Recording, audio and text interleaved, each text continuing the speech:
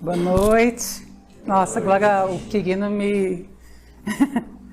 Falar o orgulho do Marão me deixou orgulhosa.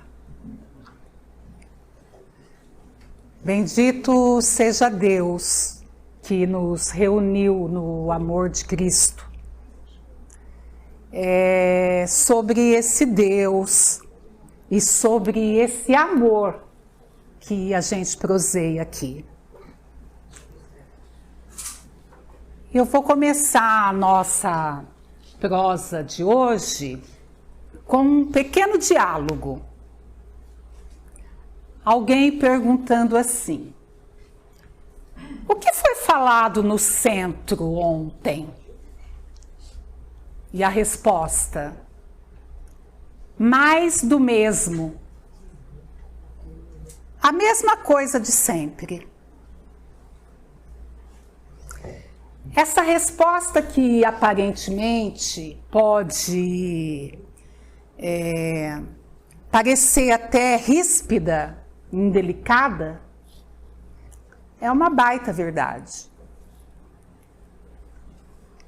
Se nós formos analisar tudo que é falado em nível de literatura num centro, vai ser sempre a mesma coisa. Ou seja, o amor em ação. A prática do amor. Tendo como guia, tendo como modelo Jesus. O que é que nós estamos fazendo aqui, agora? Nós estaremos analisando algum ensinamento de Jesus à luz do Espiritismo, que nos ensina sobre a imortalidade da alma e a evolução do espírito através das sucessivas encarnações. É isso que o Espiritismo, sobretudo, nos ensina. E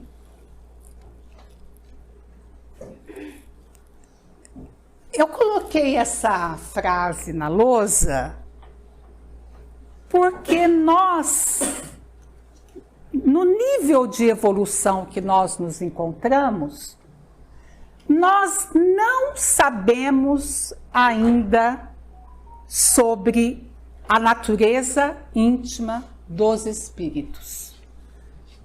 A pergunta do Livro dos Espíritos de hoje é a 23A. Kardec indaga os espíritos perguntando sobre a natureza íntima deles, né? A resposta do Livro dos Espíritos: o espírito é o princípio inteligente do universo. Mas saber sobre a natureza íntima deles, nós não temos capacidade ainda para entender. Nem dos espíritos, nem de Deus.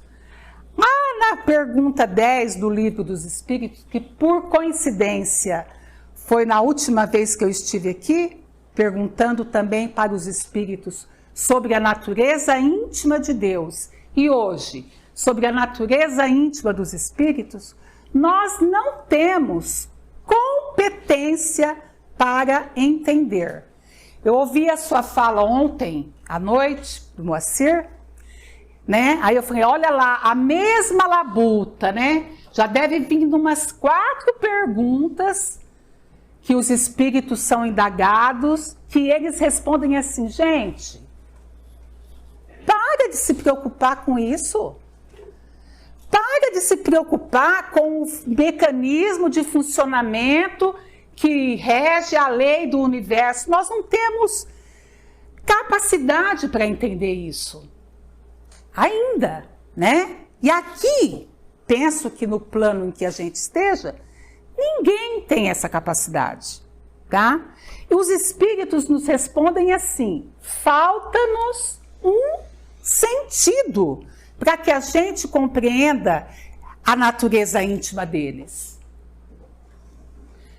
E aqui eu vou abrir um parêntese para falar um pouquinho sobre essa questão dos sentidos. Nós usamos os nossos sentidos de uma maneira superficial, de uma maneira rasa. O sentimento sem sentido, o fragmento de uma música. O sentimento sem sentido. Teu olho me olha, mas não me pode alcançar. Eu olho e eu não enxergo. Eu olho e eu não percebo. Eu olho e eu não vejo. Eu não escuto.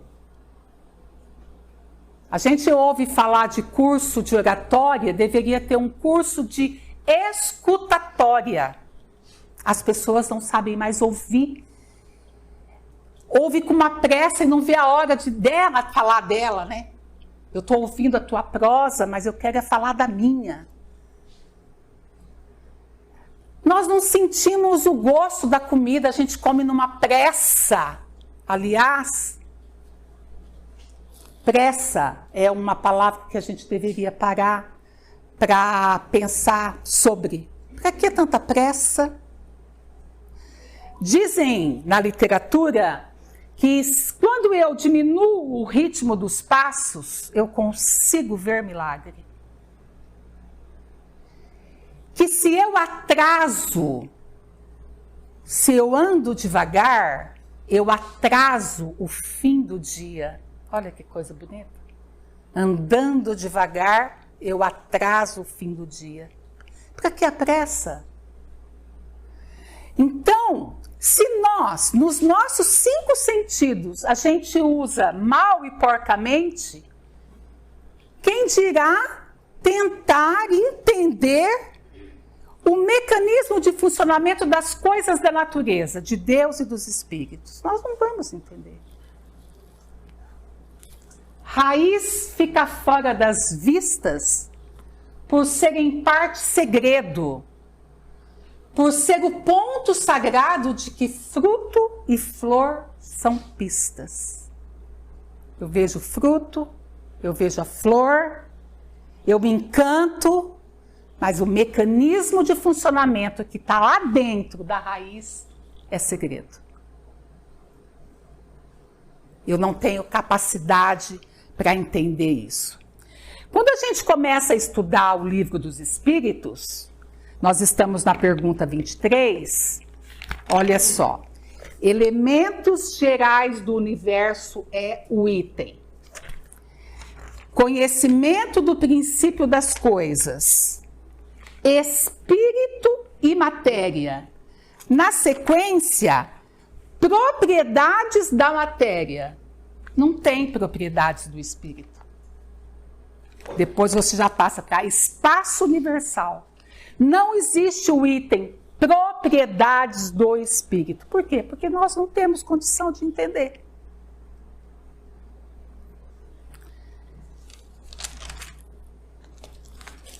Eu vou matar a saudade um pouquinho da sala de aula. Só para... Quando a gente é alfabetizado, nós aprendemos que antes de P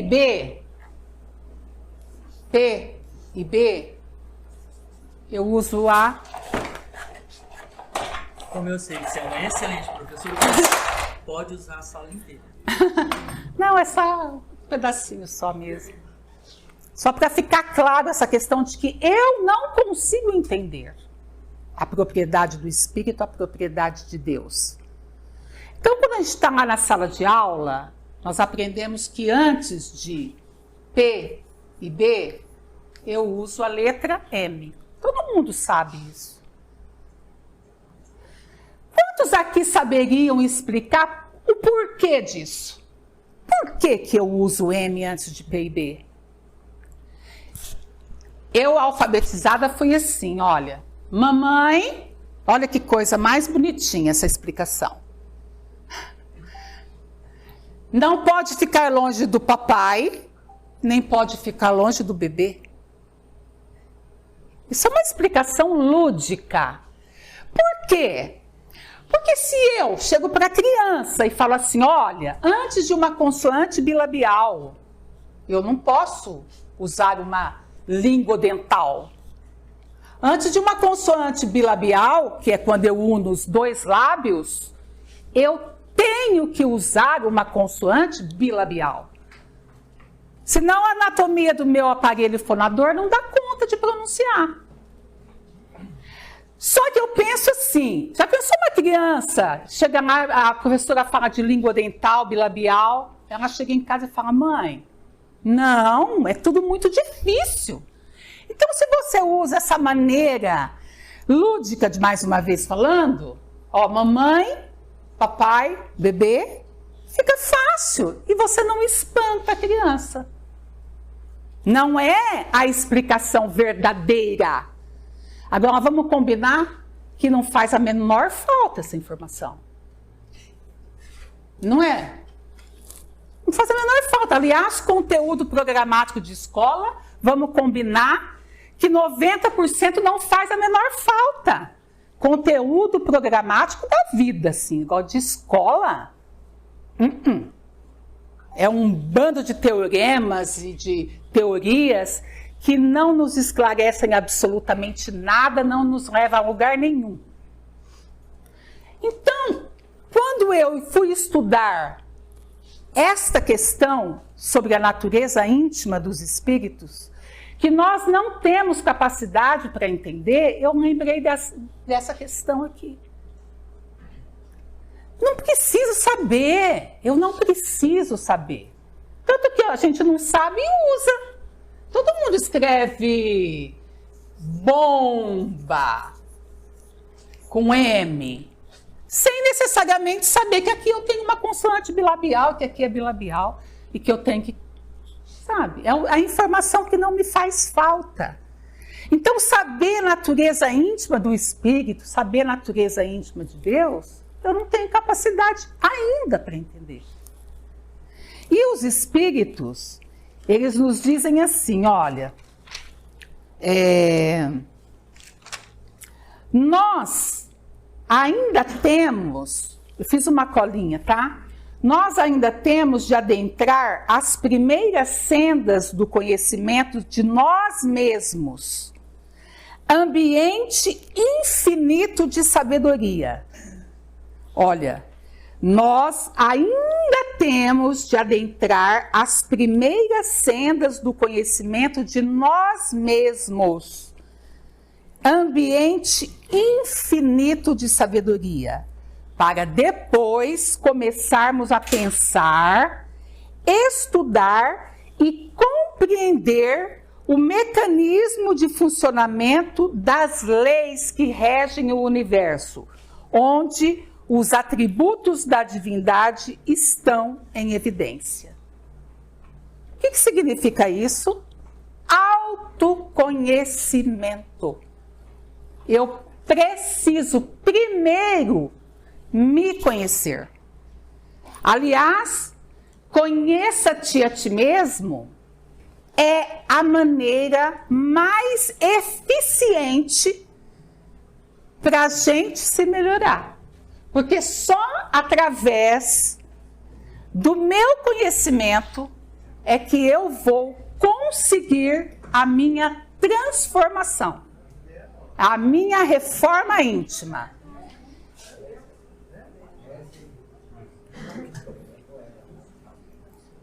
Ou seja, detectando aquilo que eu preciso mudar, detectando aquilo que eu preciso melhorar, né? Através do autoconhecimento.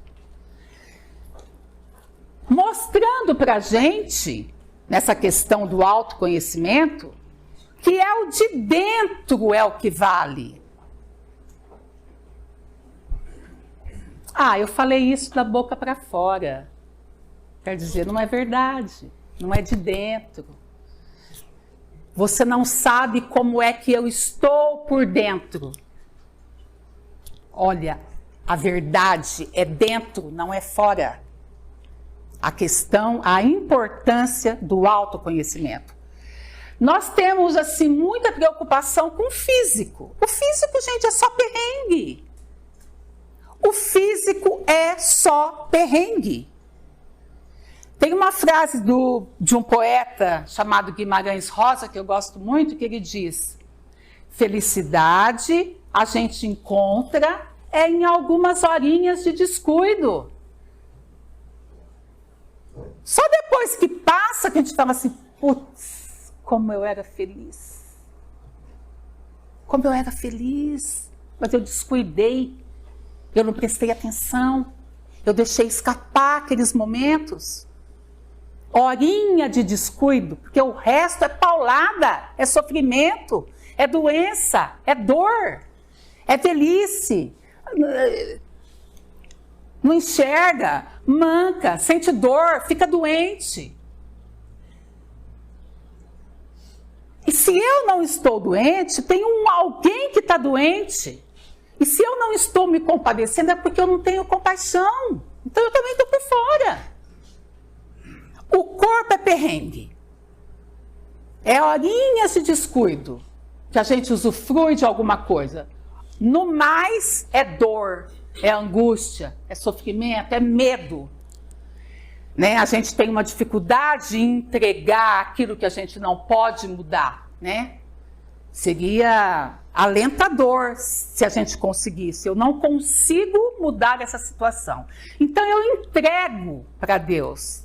Mas a gente vai até a página 2, né? A gente sofre. Então, essa questão do autoconhecimento é a maneira mais eficaz que existe para eu me melhorar. É todo dia inventário destemido. Inventário destemido. Todo dia. Como é que eu agi? O que eu estou pensando? O que eu estou sentindo? O que eu estou vibrando? Onde que eu posso melhorar? Destemido. Todo dia. Santo Agostinho, na questão 919, nos lembra isso. Aliás, eu acho essa parte do Livro dos Espíritos maravilhosa. Né? Jesus tinha uma postura pedagógica permanente. O tempo todo Jesus estava ensinando, permanente. Assim como a oração, uma frase que eu gosto muito, sempre que eu tenho oportunidade eu falo aqui e tento colocar na minha vida, que a oração é a respiração da alma. Ou seja, eu tenho que estar em oração constantemente. Como se fosse a respiração mesmo. Então, quando a gente analisa a postura de Jesus, a gente vê que todo o tempo Jesus ensinando. Quando Jesus diz que a sua mão esquerda não saiba o que fez a direita, é uma fala de Jesus. O que ele está falando? Olha, esse é o título do capítulo que a gente está estudando, tá? Que a mão esquerda não saiba o que fez a direita. Isso me lembra um fragmento de uma música que diz assim: o homem que diz dou, não dá. Porque quem dá mesmo, não diz. O homem que diz dou, não dá. Porque quem dá mesmo, não diz. Uma fala de Jesus, explicando para a gente o quê? O bem sem ostentação. É o primeiro item do capítulo. O bem sem ostentação. Observe que não é a caridade sem ostentação. É o bem. Porque se tiver indício de ostentação, não é caridade. Porque a base de toda virtude é a humildade. Qualquer atitude que não esteja embasada pela humildade não é aquilo que está se pretendendo. Se eu ameaço, vamos dizer assim, uma caridade ostensiva, não é caridade. Então, a hora que nós abrimos esse capítulo, o primeiro item, o bem sem ostentação.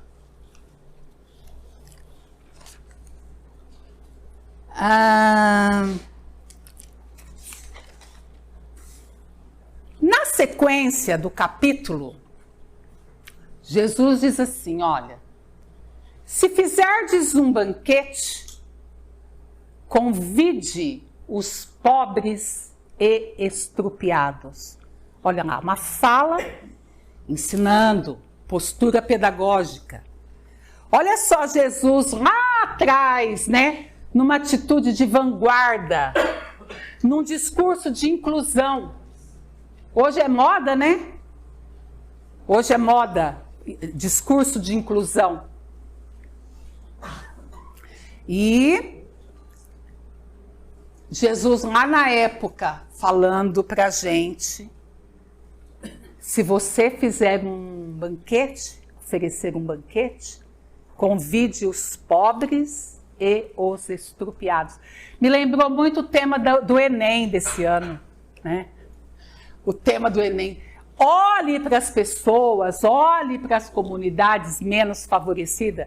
Banquete não significa necessariamente uma refeição, mas simplesmente você dividir a sua abundância, seja ela qual for, com uma pessoa, com um grupo menos favorecido. Jesus sempre usando uma linguagem figurada, né? Na verdade, ele não está falando para você convidar os mendigos, não, é para você ter um olhar atento, um olhar carinhoso e caridoso para quem é menos favorecido. Convidar os pobres e estrupiados.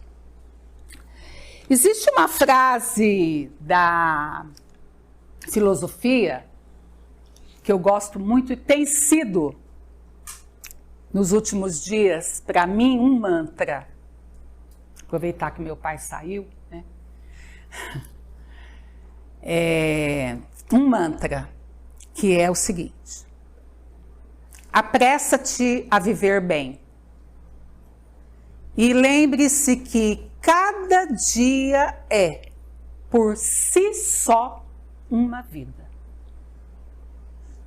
A única coisa que eu não gosto nessa frase é o apressa-te, que eu não gosto de pressa. Eu acho que pressa é uma coisa que está por fora. Mas a essência da frase é maravilhosa. Cada dia é uma vida. Hoje nós estamos aqui, ó, já quase encerrando a vida, né?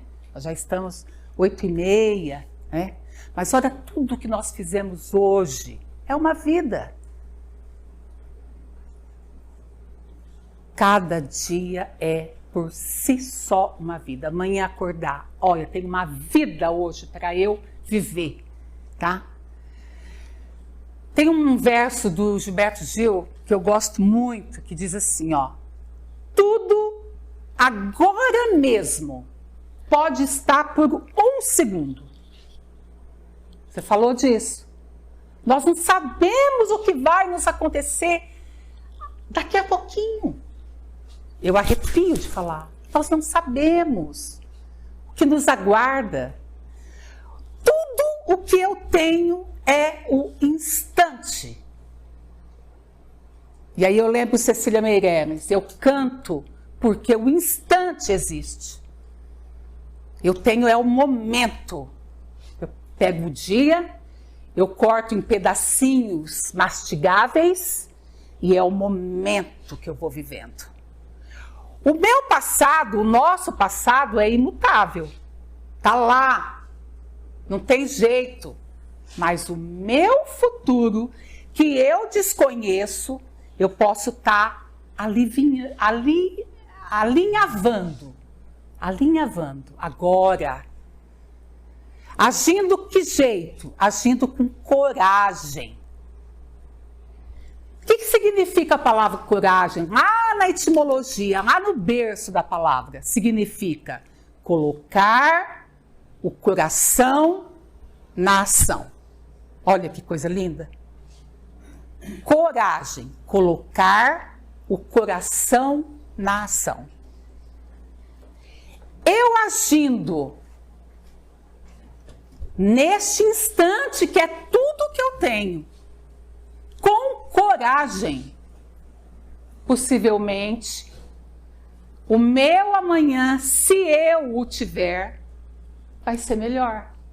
Por quê? Porque eu coloquei coração na ação. É tudo que nós temos. É o agora. É o momento.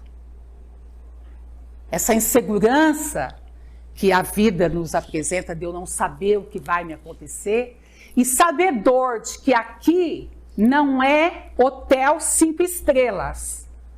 O professor Ismael dizia isso. O professor Ismael Sintra dizia isso em sala de aula. Isso aqui não é hotel 5 estrelas. Isso aqui é muitas vezes uma grande de uma espelunca. Né, Lida? É uma espelunca. É muito sofrimento, é muita coisa errada, né? Nós somos sabedores disso. Pelo que nós estudamos, né? Pelo que a gente lê, pelo que a gente observa. Então, o que nós podemos fazer de concreto? Agir com coragem. Tem uma frase de um poeta mineiro chamado Beto Guedes que ele diz assim, ó: a lição sabemos de cor, só nos resta aprender. A lição sabemos de cor, só nos resta aprender. Tudo que eu estou falando aqui é mais do mesmo. É a mesma coisa, sempre. É a prática do amor, tendo como guia e modelo Jesus, que ensinou o tempo todo. Isso eu sei, de cor e salteado. Eu e todo mundo aqui. O que eu tenho que fazer? Colocar em prática. Quando? Agora. Porque tudo que eu tenho é o agora.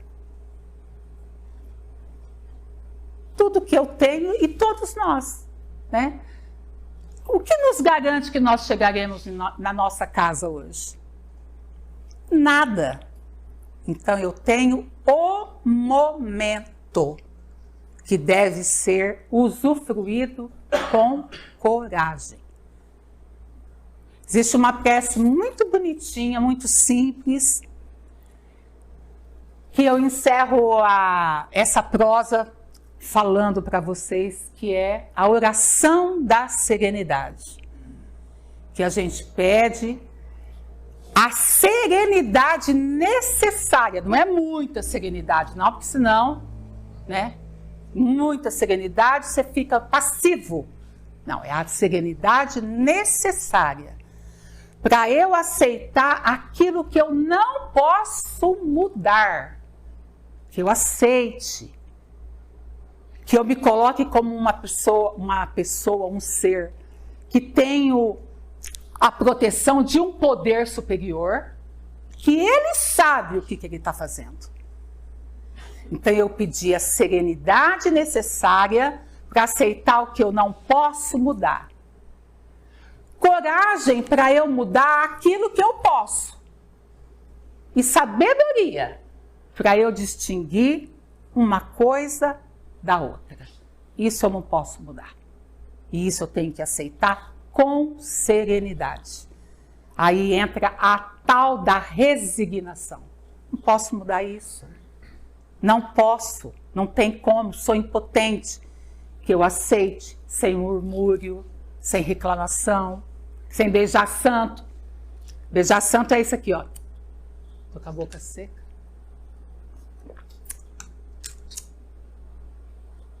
Que é isso? Tem que beijar santo, tem que aceitar.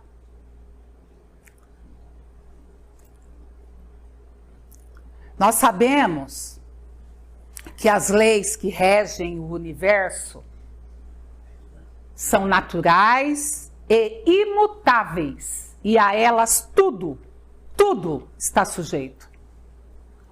Nós sabemos também que é pelo estudo, pelo raciocínio e pelo sofrimento derivados da luta diária contra os maus erros e as imperfeições que o espírito se esclarece e alcança maior evolução.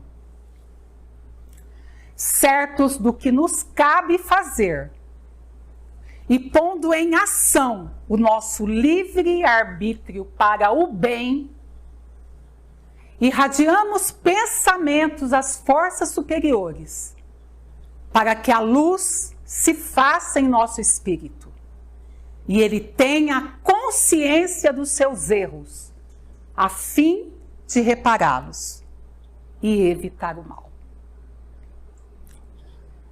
Que a gente consiga e aprendermos a lição que a gente sabe de cor. Só nos resta aprender. Boa noite, é isso que eu tinha para falar para vocês, tá?